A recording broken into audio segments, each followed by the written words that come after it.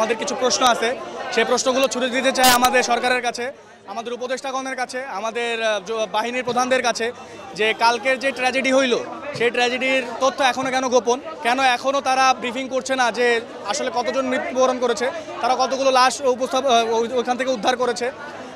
তারপরে কালকে রাতের 2টার সময় কেন আবার ক্যাম্পাসের ভিতর অ্যাম্বুলেন্স আনা হইলো, যখন ছাত্ররা তার প্রতিবাদ জানায় কেন ছাত্রদের উপর দিয়েই জোর করে অ্যাম্বুলেন্স চলে গেল। এই নানান ধরনের প্রশ্ন আমাদের তাদের কাছে, সেই প্রশ্নগুলো উপস্থাপন করার জন্য সুন্দর এবং সুষ্ঠুভাবে যেন আমরা সেই প্রশ্নগুলোর উত্তর চাই। নিষিদ্ধ প্লেন কেন এখনও আকাশে উঠছে, কেন এই বিপক্ষে এর পক্ষে কোনো ধরনের কোনো স্টেটমেন্ট নেওয়া হয় নাই, সরকার কেন এর পক্ষে কোনো কাজ করছে না।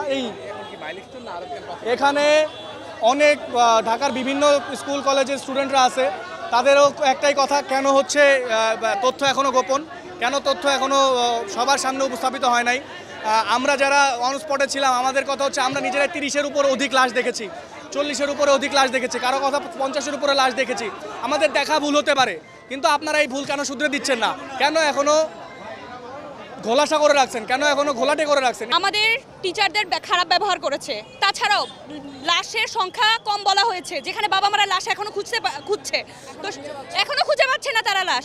তো তাদের এই অন্যায় অবিচার এই বিরুদ্ধে আমরা কথা বলতে আসছি। না, সবাই আছে, পুরো বাংলাদেশের যতগুলো কলেজ সবাই আজকে এইচএসসি 2025 ব্যাচও বয়কট করেছে। কালকে গত রাতের বেলা 3টা বাজে হচ্ছে কালকে পরীক্ষা স্থগিত করা হয়েছে। কেন কালকে রাতে 10টার মধ্যে পরীক্ষা স্থগিত করা যেত না?